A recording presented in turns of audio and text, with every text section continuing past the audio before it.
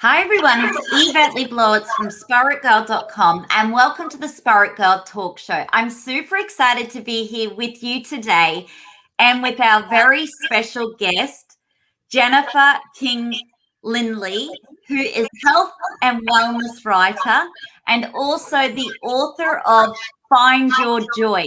She's written for numerous magazines, including the Oprah Magazine, Parents, Martha, Stewart Living, Good Housekeeping, Health, Family Circle, and many more. So, Jennifer, welcome to the Spirit Girl podcast show and welcome to our global audience. I'm so joyful and happy that we're here today having this conversation. How are you? I'm great. Thank you so much for inviting me. I'm also joyful to be part of this conversation. You know, I'm an absolute fan of your work.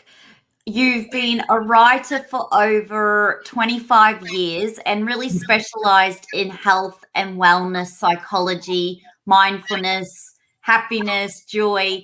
And I absolutely love Find Your Joy. And that's the real reason I wanted to share you on the Spirit Girl podcast show, because I just feel that, first of all, the color of your journal is this beautiful feel-good blue, and you're wearing that.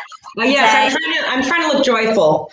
Yeah, and just the everything in there is so beautiful, from mindfulness. Before we dive into Find Your Joy, are you happy to tell our listeners a little bit about yourself? Oh, I would love to. Yeah, so I am, as you mentioned, I write mostly for magazines and websites, and my focus is self-care, wellness, health. And I got my start a couple of decades ago writing for a magazine called New Age Journal, which has unfortunately since folded. But this was a couple of decades ago, and we wrote about stuff that is now mainstream: the mind-body connection, meditation, organic food, ecology. All this stuff was considered sort of woo-woo back then, and now it's completely mainstream. So that was a fantastic preparation for what I'm doing now.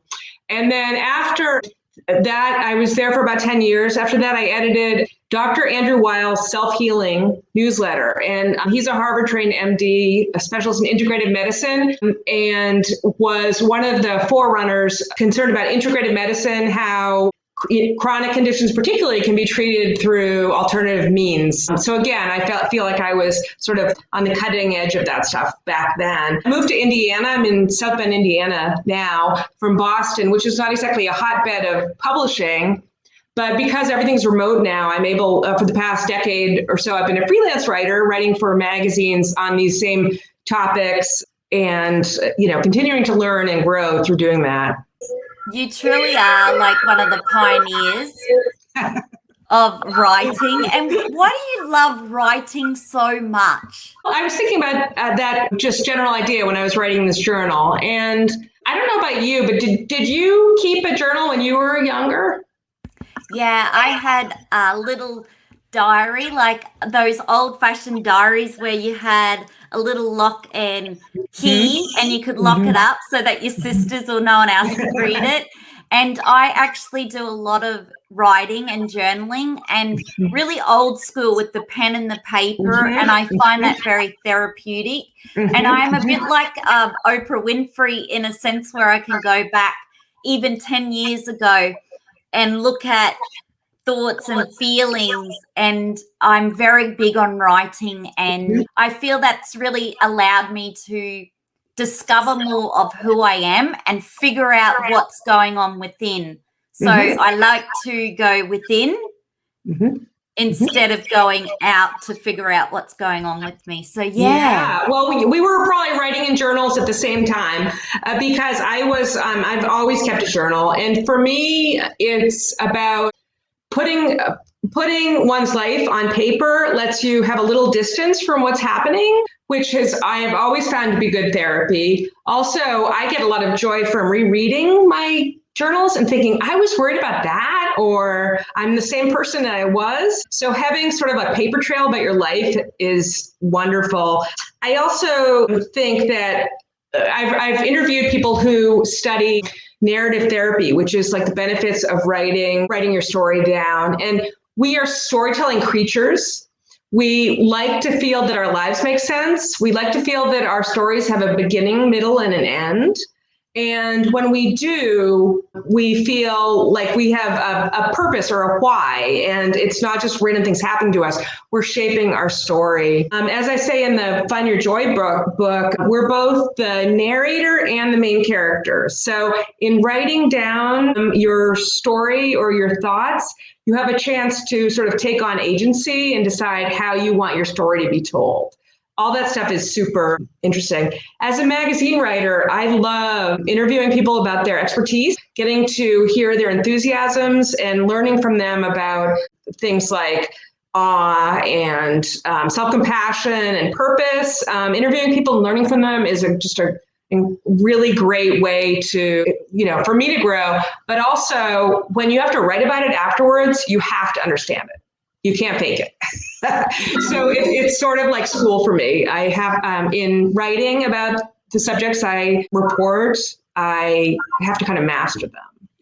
Yeah, because in your Find Your Joy, you actually include self-compassion or like the wonders of awe, gratitude. Like you have included so much psychology research in it.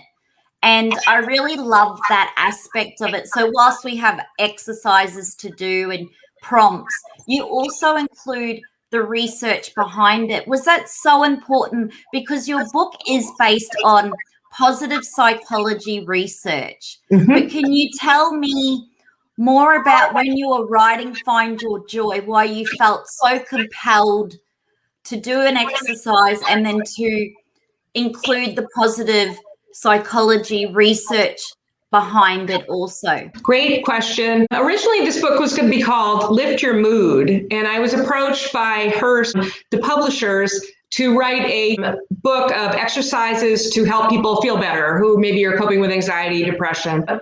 Over the years as a writer, I have done a lot of writing on positive psychology, and as you mentioned, awe and self-compassion, purpose, finding your strengths.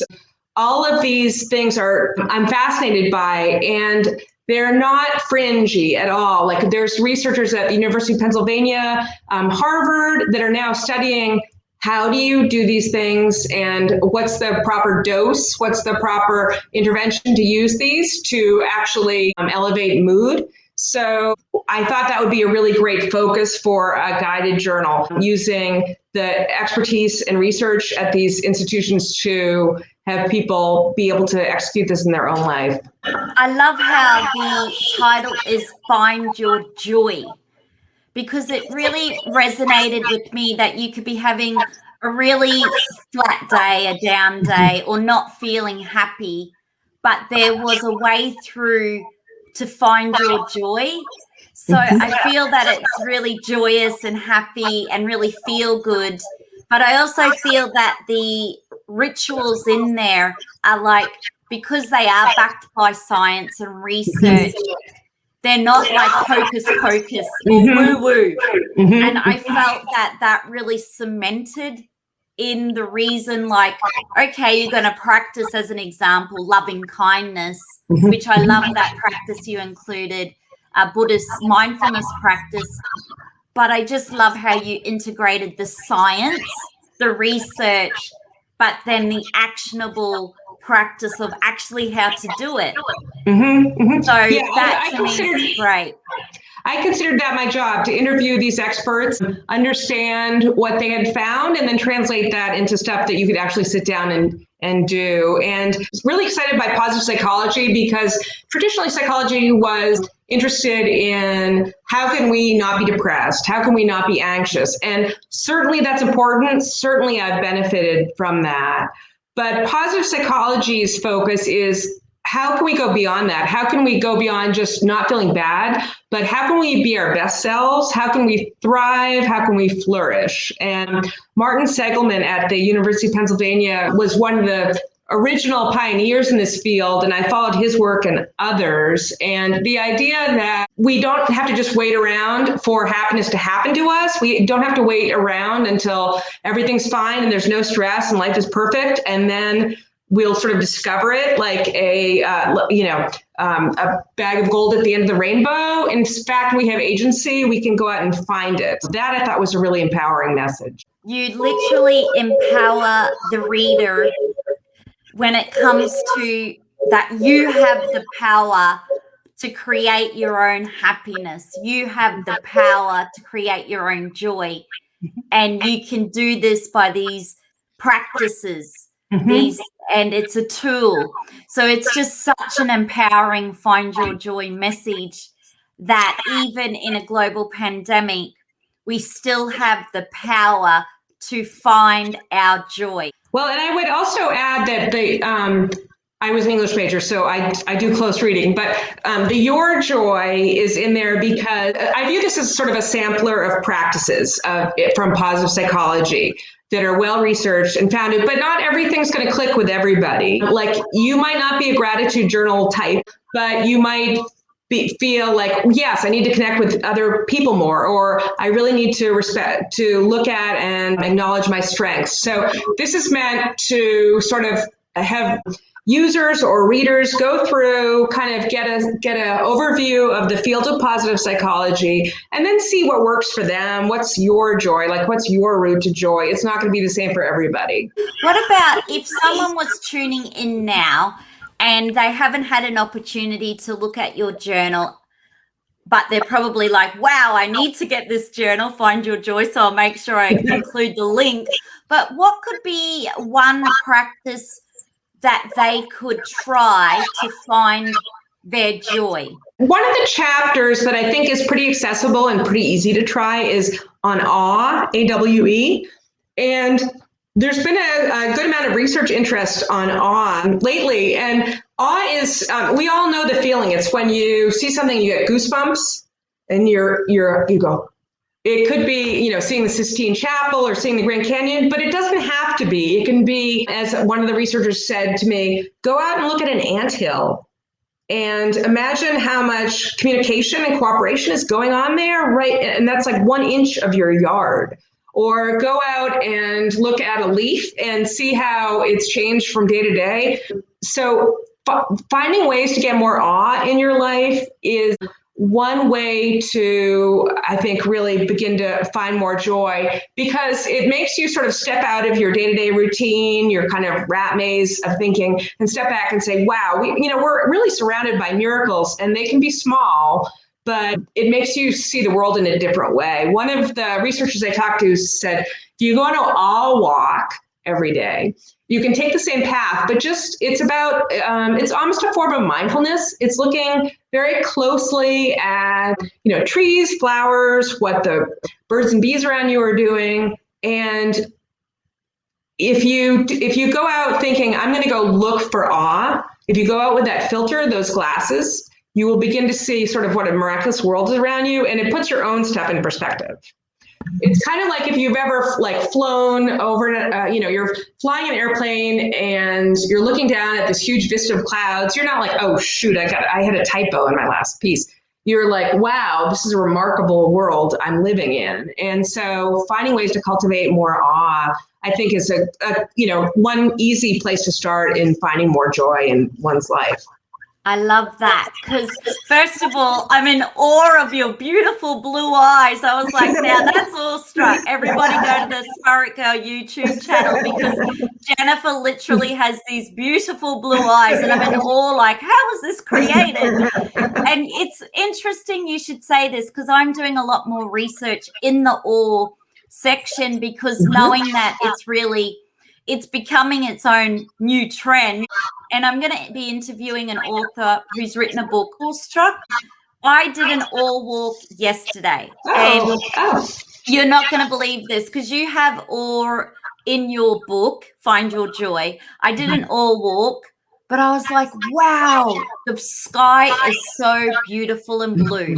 Now, I've done that walk, I have to say, it feels like a million times, but I've never really paid the attention to really look at the color of the sky and be really awestruck by it, or feel the awe or the wonder of how can the sky be that so beautiful and blue. I noticed so many things that I've just walked that path before, headphones on, listening to podcasts, and just walked past all of this awe. So I love how you shared that practice, and I love how it's in Find Your Joy. Yeah. No, that's really interesting. And what you're sharing with me reminds me of, what I've heard from a lot of researchers. We, for survival, we are programmed to go out and look for the wolf. Look what is threatening. Look at the dangers or the anxieties out there. And so being focused on things like, I'm going to go out and purposely focus and hunt for amazing things, is an opportunity to rewire our brains. So we're not just looking about the next problem around the corner.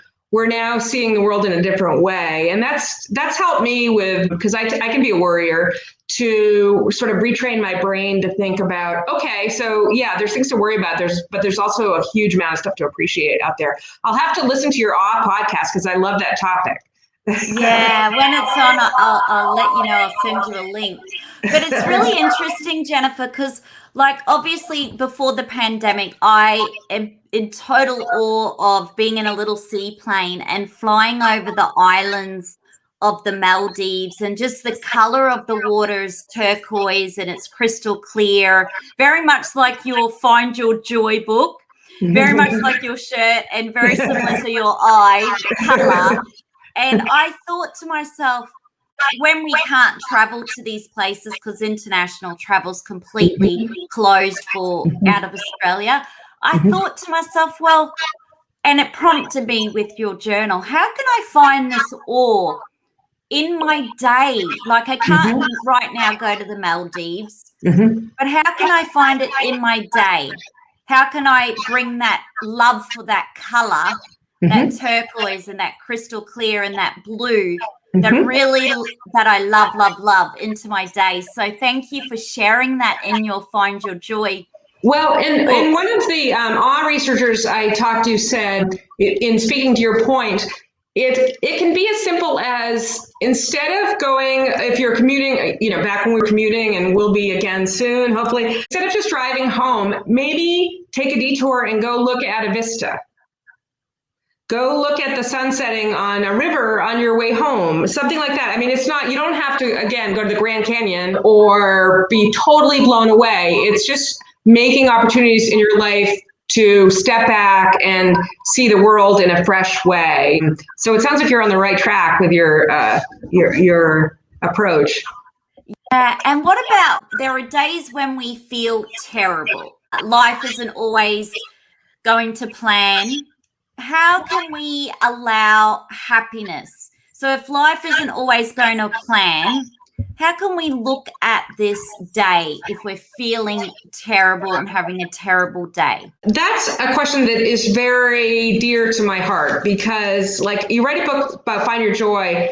I don't want to give people the impression that you have to be joyful all the time, because we all know that's not what life is. That's certainly what this year has taught us, that things are not going to be joyful all the time.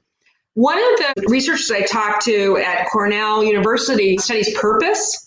He told me this about the idea of purpose, which is, roughly translated, why do you get up in the morning? And a lot of the blue zone countries where people live to be 100, they all have a sense of purpose.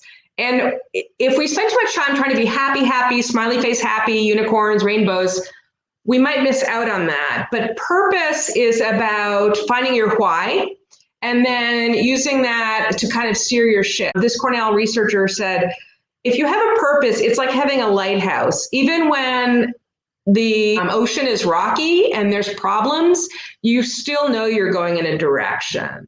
And what I also loved about his idea about purpose was, it doesn't have to be curing cancer. Now, if that's your purpose, then you go. I mean, that's wonderful. But it could be creating beauty around you, or being a great mom, or whatever is important to you. But when you get up in the morning, you say, I'm going to do this. This is my purpose. that is very sustaining, and it's probably more enduring than just trying to be happy and joyful all the time. So I've taken that to heart. Even if every day isn't wonderful, then it can be a chance to express our purpose. So I'm wondering if you've thought about purpose. It seems like your podcast, I get a strong sense of purpose from your podcast. Yeah, I thank you for sharing that, and also for asking me that question, because I feel that when the global pandemic hit, for me, I just kind of went, okay, so I can no longer travel international. I can no longer be in the Maldives and show everybody around these incredible luxury spas and wellness, and for them to meet the team. But I really felt a sense of purpose. Like if I'm feeling really stressed out, really anxious, I was in my first lockdown waiting for my coronavirus results. And I just really felt, wow, if I feel so overwhelmed, maybe everybody else does. And then I sat there and I thought, well, how can I help and serve others? That was the question. And that's when I got the idea. Interview people, find out how they're coping, what self-care rituals they're doing, and what makes them feel good, and how they're managing this complete, utter chaos and mess that's playing out right around the world. So my purpose is to help other people to feel good from within, to learn ways that can make them feel better through the good days and the bad days, but also to inspire and empower them to practice self-care, and to also know that it's okay to feel overwhelmed, to feel anxious, to have down days or a sea of emotions, and it's okay, and that they're not alone. And I felt, I really feel driven. So even when my mum sadly during COVID-19 had a seizure and went into a coma, that was from pneumonia, but it was a very unsettling time and a very stressful, emotional time. But I still kept that purpose of helping others. So my purpose is to serve and help others. So instead of going, oh, poor me, poor me, poor me, it's all about me. Oh, look at my poor life. Oh, this is what's happening. I also put into perspective that there were other people doing it way tougher than me, that on that day had sadly lost a loved one, whether it was through COVID-19 or whether it was through an accident or terminal cancer or whatever it might be. There would be someone, always someone doing it tougher than me. And I feel that always keeps everything into perspective. And when I took the focus off me, and when I always put it on to we, I just feel so grateful and fulfilled. Like yesterday, I received this gratitude letter. A full page, actually from one of listeners and podcast and book club members. And it was just so incredible when I found out what he had learnt through the podcast and how much he has grown as a person. And it's kind of like those little moments where you don't expect to even get a thank you, or you don't even know sometimes with your work, and you probably can resonate with this, Jennifer, that it's touching so many and it's helping so many. But I truly believe purpose, having a higher purpose beyond just myself, like not creating content just because I look good. Just because it's all about me. I feel that purpose is so important, and especially during the pandemic and well beyond. No, that's well said. And I think that's really, don't you find when you get up with that purpose, even though it's not the main motivation, you do feel better? And I know from listening to some of your other podcasts, you're big on self-compassion. And I've had the chance to interview Kristen Neff. I don't know if you've interviewed her before, but I would love to have her on my podcast show. I'm such a fan of her work. Reach out. When I talk to her, that she focuses on is common humanity. And I interviewed her for this journal, but the idea that when we view our struggles as something that everyone is going through, that can become a moment of connection and not of isolation. Because if you think, as you were saying, like, oh, everybody else is going to, having a great time and having a party and everything's great and I'm the only one who's suffering, that's very isolating. But if you think of all the people that are going through what you're going through or something like it, you feel connected to something bigger than yourself. And that's also a great consolation. I have a saying that kindness is beauty. So when I think of the young kid that doesn't even have fresh drinking water, or just feel that when you just shift your focus on others and other people and serving and really it just fills your own cup up. So talking about filling your own cups up. Now, as a health and wellness writer, you obviously write so much about health and wellness and self-care, and you were way ahead of this pop trend. Like, it's just become on trend, especially over the last year. But what are your own self-care rituals, Jennifer? Oh, well, I could go on and on, but one of the chapters in Find Your Joy is on reconnecting with nature and the natural world. And right now for another magazine, I'm doing a piece on forest bathing. Have you heard of forest bathing? It's becoming huge, like a really great topic everyone wants to learn about. So share more. That would be amazing. Okay. Well, the idea is that the premise is that we have become so removed from the natural world and being out in nature, hearing the sounds of nature, seeing the natural world, feeling it on our skin. Instead, we're spending like 7 hours a day on our devices, and 99% of human evolution was spent being integrated in the natural world. In Find Your Joy, I have a chapter on reconnecting with nature, and for me, that's my biggest self-care thing. It's not just forest bathing is going and immersing yourself in sort of a world away natural setting for several hours. And that's fantastic, but we can't always do that. So for me, if I'm feeling like the stress level's rising, I know enough to say, okay, I'm going to go for a WALK. I don't want my dog to hear. She's right here. So I'll take her for a WLK. We'll just look at the trees. We'll just soak it in. I'll do that 2 or 3 times a day when I'm reaching, like the boiling point, and it totally calms me down. And also this morning here in South Bend, I'm part of a community garden. I do peas and cukes with other people that love gardening. I spend a couple hours getting really filthy and weeding and chatting with people. So that's like a twofer. It's human connection. It's, getting reunited with how we grow our food. And that also is super self-restorative to me. So like for me, because I spend a lot of time, this is my office, it's my dining room, but it's also my office. I spend a lot of time like typing away on my computer. So if I'm going to do self-care, I want to be up and out and interacting with people, interacting with animals.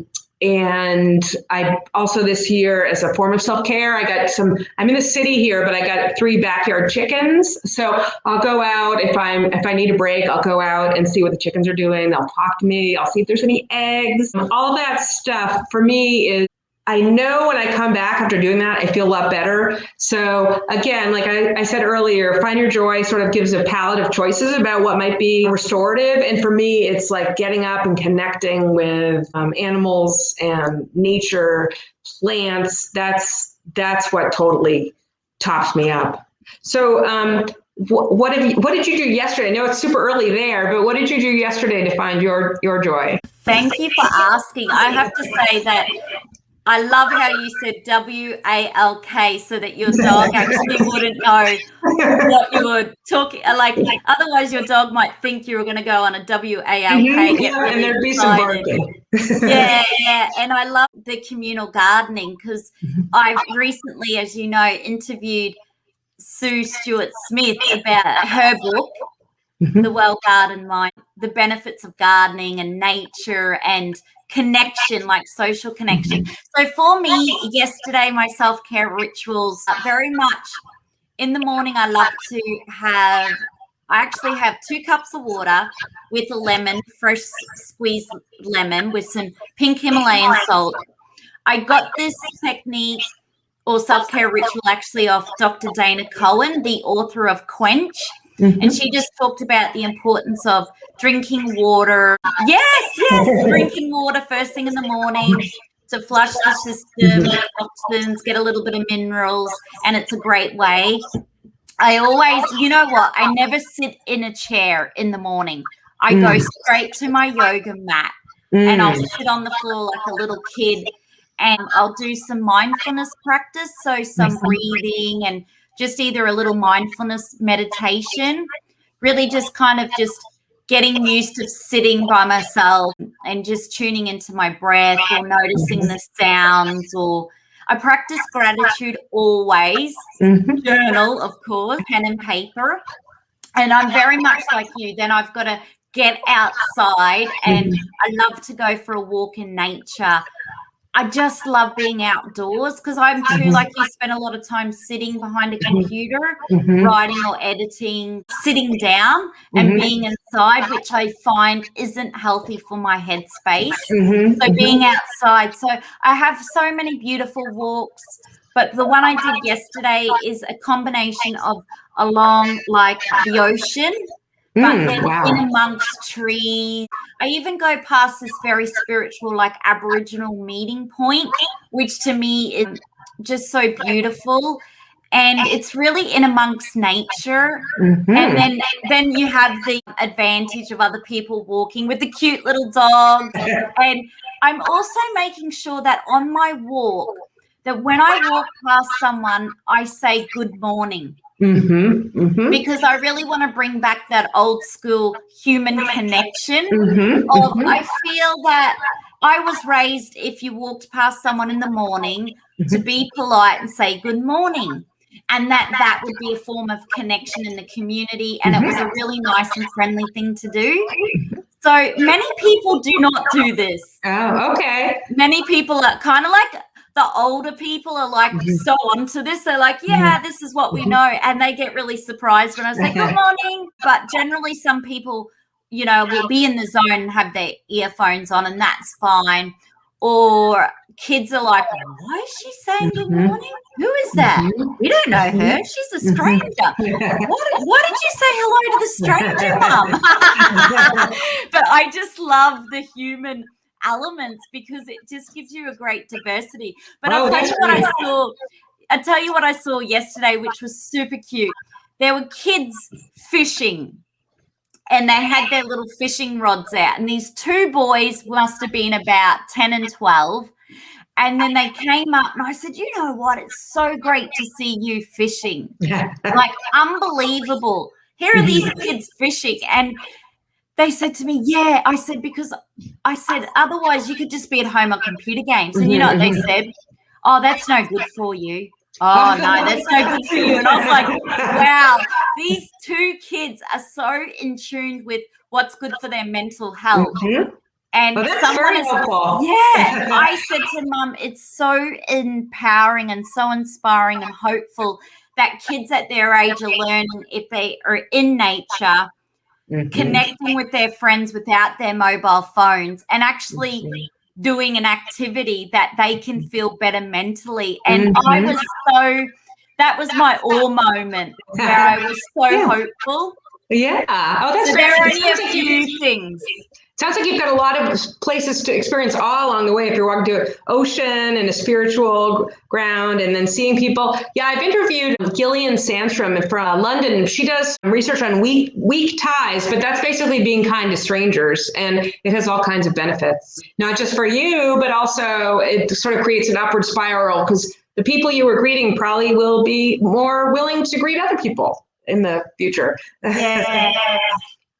I often think about the elderly person, like if they were living at home by themselves, say their spouse has passed away, because we never know by looking at someone what's going on in their life. You never know, are they grieving a lost one? Do they live by themselves? So I'm really conscious when I see an elderly person by themselves. I might be the only person that day that actually acknowledged them and said hello. And to me, that is so important. And I feel that if can you imagine a world where people walked past each other and said, good morning, hello, how are you? Like in the cities, I would love to run an Yeah. experiment. Imagine in New York City one day where people just did that, or in Hong Kong. Because I've been in Hong Kong where the little kids are on their device or people are so busy. And I've often wondered, imagine just for one day, but we can do that. We have the power to make the change, and it starts with us. Yeah, So good point. you've written a lot about resilience. So many of us are picking ourselves back up after a really tough year. Do you have any advice for those of us who are slowly re-entering normal life or the new norm? Well, I think we're all trying to make sense of that. I know I am.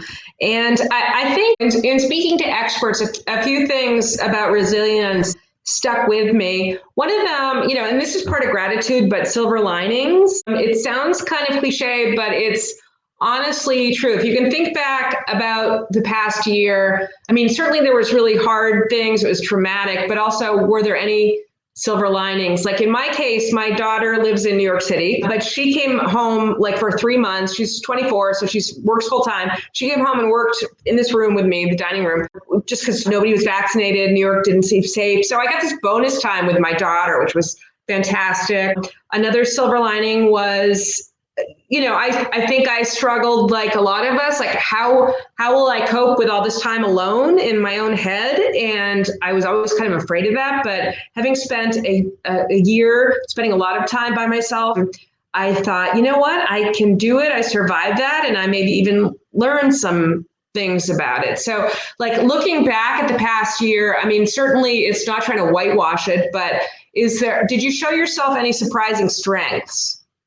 And kind of taking some time to think about what strengths did I actually show during this difficult time that I could maybe use again, that I could, sort of have in my toolkit in the future. And for me, like just knowing that I'm a social person, but I can do okay with a lot of solitude, I think was a growing thing. And I interviewed Kim Schneiderman. I loved her. She wrote a book called Step Out of Your Story, about how to make your life into a story as a sort of healing thing. And she said, I love this. It stuck with me. Like you could tell the story of Dorothy and the Wizard of Oz as this poor girl, a house fell on her, a witch chased her, the bats came after her. Or you could tell a story, a young woman or, a girl was deposited in unknown land, but she made friends and they all used their strengths to triumph and return and learn stuff. I mean, that's a heroic story. Without whitewashing the past year, if you can tell yourself sort of a positive, even a heroic story about how you dealt with some very difficult times, that's great. Because like if you look at, like, I love to read novels too. I love novels, and novels are not like we all went to Starbucks and we got some coffee and it was really fun. Like that's not a good novel. A good novel is there was a huge problem. The person looked inside themselves, found something they didn't know was there, triumphed. I mean, that is what we want to read. And so if you can kind of think of your life as a story, and writing helps you do that, you have agency then in how you tell this story, and that can empower you going forward. So that definitely stuck with me when I think of resilience. And then another psychologist said to me, you can't control fate. Like we're all going to have terrible things thrown at us. But what you can do is learn to be adaptable. And like that's the most important thing you can be, is adapt to difficult circumstances, good circumstances. If you can be adaptable, then really the world will work out for you. So it was a chance to practice that, I think, in the past year. And again, like we were talking about self-compassion, Kristen, I think we also need to be self-compassionate. Like we're not all going to spring back to the barbecue. We went through a lot, and it's going to take us a while to get back to whatever new normal we think is important. And it's not a race, and it's not like you have to do these 10 things and keep up with everybody. It's really about what did you learn and how do you want to integrate that into your life and your priorities going forward, I think. I love that. In your Find Your Joy, you actually include the part where you can write your story, and you include more about it and the research, psychology and the science behind it. But you're so right. I feel that it's been a massive self-development or personal development year for everybody. There's a very big spiritual leader in India, Sadhu. He talks about, wow, maybe we should do this every year where the whole world stays at home and has to focus on their own health and wellness. And he talks about how if we all even increased our health and wellness by 10% every year, that would be a great thing for humanity. But you're so right. It's been such an opportunity to either read books, which I got to take back up, like today, meet so many incredible people, to help and serve, to spend more time with family. I'm so grateful I'm not stuck over. Like, we still have so many Australians who are overseas and can't get back into the country. Wow. Because there's only a certain amount who can. So, and also grateful that I got the opportunity to choose when I was faced with many challenges with my mum's health, and I got to ask myself, right, how do I want to show up? So I got to be able to show up, and I chose with strength and grace. And I feel that we all got to step into, I say, our power, but where we all got to be leaders in some way if we chose to. And I got to learn this: focus on what you can do versus what you can't do. So that really was incredible for me, those few learnings. Yeah, no, that's all you can do. And I think I wrote a piece for Oprah Magazine last winter on philosophical counseling. And that's when people are now going to philosophers to talk about their personal problem instead of just psychologists, because it gives them like the big picture. It's good for wrestling with like meaning of life and why. One of the Stoicism came up in the conversation, and the Stoics said, you can't control what happens to you. All you control is how you react and your attitude. And it sounds like that is the attitude you brought to your mother's illnesses. Just like, how am I going to, this is not what I would choose. What am I going to do? How am I going to think? How am I going to act? That's the only thing we have control over. And so like, that's the heroic thing to do, is decide how you're going to react when circumstances aren't what you want. Jennifer, it's interesting, because you often think like, okay, you're getting back on your feet again. So rehabilitating mom, and she's feeling better, and we're taking her out for coffee, and we went to the library yesterday. But you get hit with something again, we got hit with some news that really totally blew us away, that she had this terminal cancer and palliative care would be the only option. And that really blew me out of the water. But I kind of thought, isn't it interesting that self-care rituals can keep you really at least grounded, or help you cope when you've got really stressful situations happening, and when things just pop up out of nowhere, that literally is like a tsunami that just wipes you out. Jennifer, I know that your mum's had her own health challenges as well in this ovarian cancer area. Like, have you found that self-care or being kinder to yourself, or just sort of taking the pressure off, I've got to do X, Y, Z, and go, maybe I one thing? Well, in my mother's case, before the operation, the surgeon was operating for ovarian cancer. It ended up being benign. So I know, somewhat what you're going through. The circumstances are a little different. But for me, I think what really did help me was just thinking about, how am I going to show up for this? Am I going to impress myself with how strong I can be? But so that was part of it. But also I did, when I was visiting her, I was there for 2.5 weeks for the operation after. I did a lot of walks. Oops, I said the word walk. The dog's time to go walking. I was, again, I mean, it worked out okay, but it was very stressful at times. And I just knew, okay, I need to go to get fresh air, look around, put this in perspective. That's going to be my go-to for everything, just moving the body, getting a fresh perspective, for me, I know that's my go-to for sure. It's interesting that's your go-to, because that was my go-to as well, where I really got to actually test my self-care rituals. Like, does this stack up? Like, it was really good during the good times, but now during the bad times, is this of benefit? Can it make me feel better? Can it make my mental health feel better? My thoughts, feelings? And I got to put it to the test. So I'm sure a lot of our listeners will resonate, where we had the opportunity to go, right, does this actually work? And in my case, like you, the walking and being in nature really has helped with really stressful situations. You shared that one of your morning routines is to practice mindfulness. And I'm always like, I only practice mindfulness when I'm in a foxhole, like when I'm having a panic attack, then I want to learn mindfulness. So, and I was interviewing somebody yesterday who said, you know what, you need to practice mindfulness when everything's going well or better than well, because then you will be, you'll harness that ability. You'll be able to draw on it when things are difficult. So I thought that was a great point. I'm going to try to do it forward, but it sounds like you kind of made it a discipline before you really, really needed it. Whereas for me, I'm always like, oh, mindfulness, I'm supposed to do mindfulness. I love your honesty too, because you're a writer about health and wellness. But it's so interesting, because even I thought about that the other day. I was interviewing another author, and she talked about colouring in.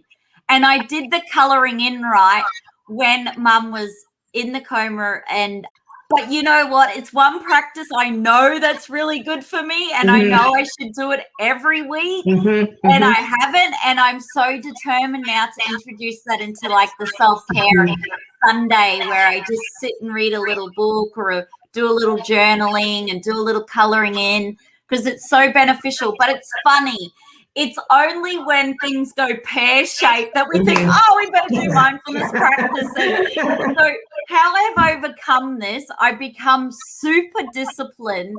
There's an author called David Goggins, and he's written a book, Can't Hurt Me. But he was just an incredible journey of one of the toughest men in the world. And I kind of took his approach where, right, I've got to make my bed in the morning. And before I leave that door, I always practice. It's got to be minimum of 10 minutes, even if it's like a calm mindfulness meditation. But it's like, before I leave that door, I got to do it. So I've become so disciplined. No, and then I want to do that too.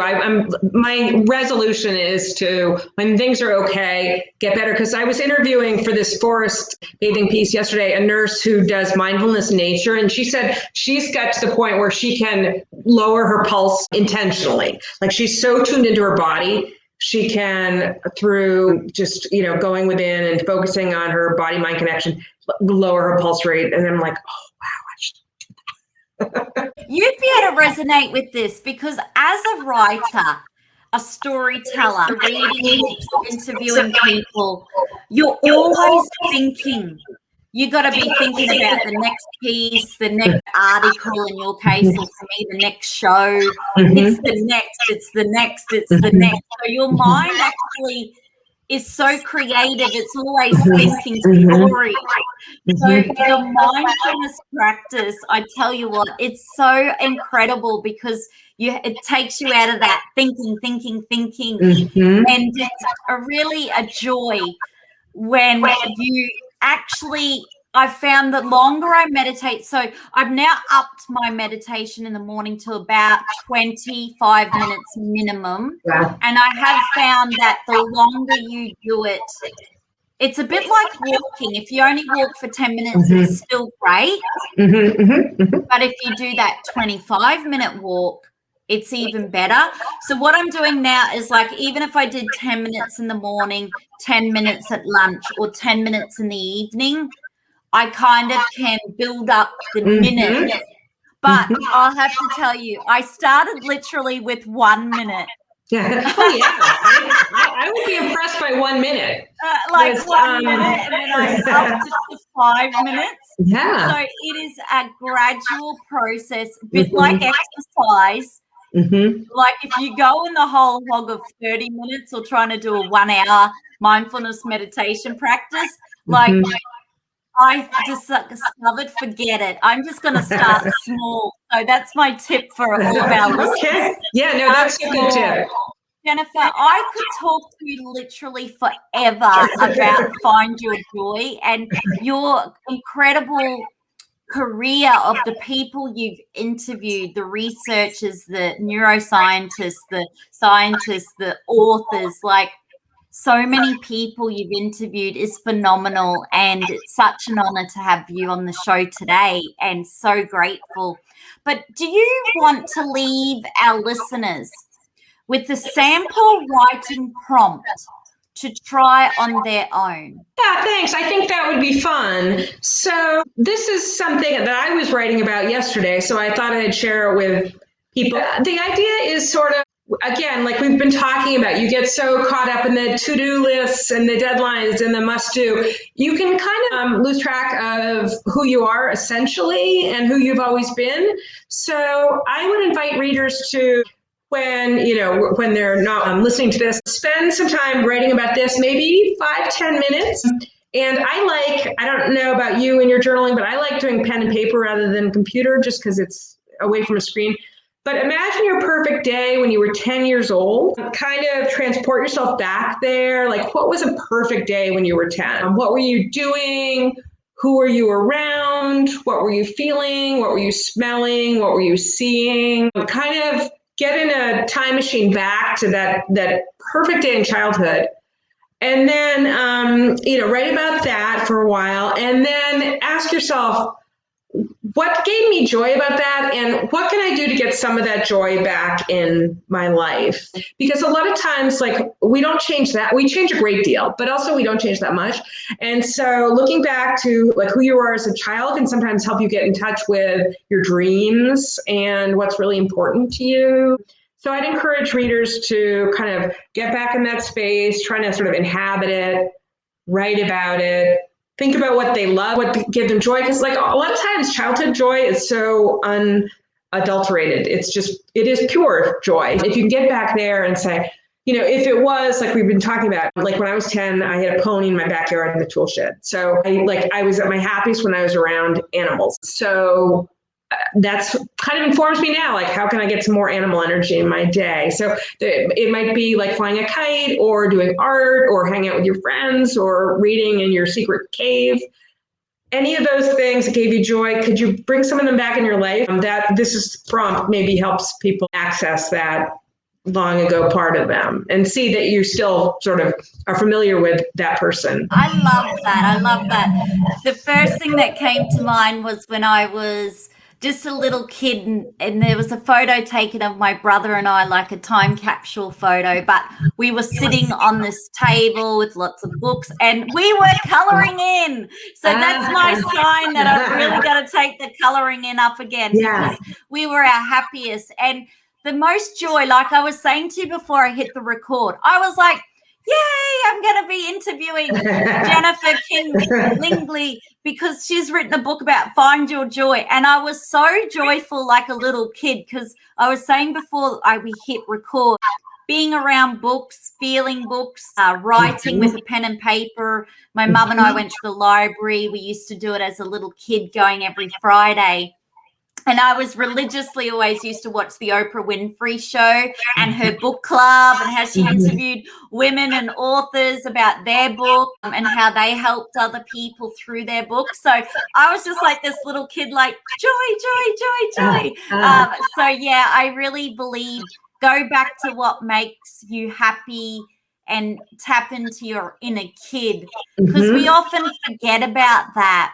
But we can really feel so joyful by doing things we love. So thank you, Jennifer, for sharing that. I was a big book reader too. I was one of those kids that had like a pile of books in my tent, and now I think sometimes like, oh, well, it's a Wednesday. I really shouldn't, it'd be kind of frivolous to read a novel. Whereas as like a kid, you could spend all day reading 5 books. And I'm trying to get back to this idea that it's not just about like achieving stuff and ticking things off. It's also getting immersed in those kind of worlds too. That's a valid thing to do. Yeah, because you're on so many deadlines being in magazine, like strict deadlines and always doing, you have so many projects on the go.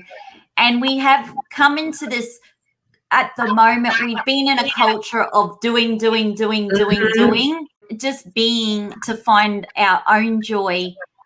Like sometimes there's been so much emphasis on achievement, that the achievement is what brings the joy. But what I loved about Find Your Joy is it's the practices, like the self-care practices you do, or the rituals, or the activities you do that brings you the joy. That's how you find your joy. We also, I think, like one of the things I'm trying to believe more is we all deserve to feel joy. It's not something you get to do if you've done all your other 110 must do. It's part of being human, is finding the pleasure in life and the things that feed us, and not just like getting the most stuff done. I love that. Nobody's watching. Just circle back as we wind up there. When you shared about your purpose, which was using your own experience to help other people, I just interviewed a hospice chaplain for an article I'm doing, and she was fantastic. But one of the things she said was really like when people towards the end, what is important to them is their connections, their relationships with people, not like how much they got done or how much they made. It gets down to the very essential, like, I love you, I forgive you. What I have planted here will continue to grow. I think we can also, in our busyness, lose track of that. And I think like this past year, even though there's been more separation, we've also like realized how important connection is. It's essential. Over particularly the last year, being very heavily involved in aged care, I've actually got to learn so much about end of life.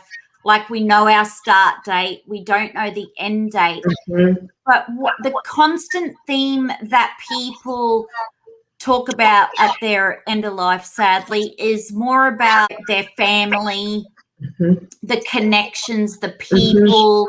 They either want to say, like you said, say sorry, forgive someone, or tell someone they love them so much. And for them feeling that is the most important. I'm yet to have one person who's ever said, oh my goodness, I haven't updated Instagram or Facebook today. Not one person. These elderly people have access to Facebook. They got technology, but not one person. So that made me really realize that as long as we're fostering connection with, say, like our mum or our dad, if you have that opportunity, and even if you don't have family, some of these elderly people have created a new family through either the activities officer or even through me, walking through the corridor. You can still find connection even if you're on your own. And it's actually the human connection is the one thing that is the most important thing, and their relationships, and that they've made peace or not. So it's fascinating that you're doing that piece and that research on that as well. Now, Jennifer, we will round this up. This is the reason why I called it a talk show, because I could talk to you forever. But how can we stay in touch with you after this podcast show? First of all, thank you. I really enjoyed it. It felt like a very back and forth conversation. I learned a lot from you too. So thank you so much for having me. I have a website, jenniferkinglindley.com, where I post my stories and a link to my book. I just started an Instagram. I'm like a dinosaur lumbering onto Instagram. But on Instagram, I do post prompts, writing prompts and suggestions that are not in the book. So the people, if they were interested in what they experienced by reading the book and writing, if they want fresh prompts, I'm posting those there too. So those are probably the top two. I can't wait to have you back on the show again, because I could seriously talk to you forever about Find Your Joy and all the research you do. It's absolutely incredible, your work. And to stay into writing and be true to yourself and your passion, and to actually be one of those early pioneers writing about all this, what was back then woo-woo, you know, back in the Oprah Winfrey days, holistic health and meditation and mindfulness, and some of these topics people thought was totally weird, totally off the planet, but it's becoming the new norm. But to stick with your passion for writing and contributing to these magazines and online websites, and way to go getting on the Instagram game. Like, Instagram's about sharing what you love, and that's really important during these times. But it's just been an absolute pleasure and honor. And thank you for creating Find Your Joy, because it is such a great book and journal. And I'll leave the link again for our podcast listeners so they can see. It's available on Amazon.com, like literally online bookstores, and Booktopia. A really, really beautiful feel-good book. If you do nothing other than look at the cover on a Self-Love Sunday, because it's Spirit Girl Self-Love Sunday here, you would just find your joy just by looking at the cover. So we can judge a book by its cover in this case. So Jennifer, thanks again. Thank you. I enjoyed every minute. Yeah, well, we'll say goodbye to Jennifer King Lindley, and just really want to say thank you from the bottom of my heart for all your support on the Spirit Girl podcast show. It truly means the world to me that you've been sharing the podcast, the books on the podcast, telling your friends and family. I really love that you're part of this conversation, and I truly hope it serves you well and helps you to find your joy. So be sure to subscribe, to leave a 5-star rating and review, and to tell someone you love to. And together, let's feel good from within.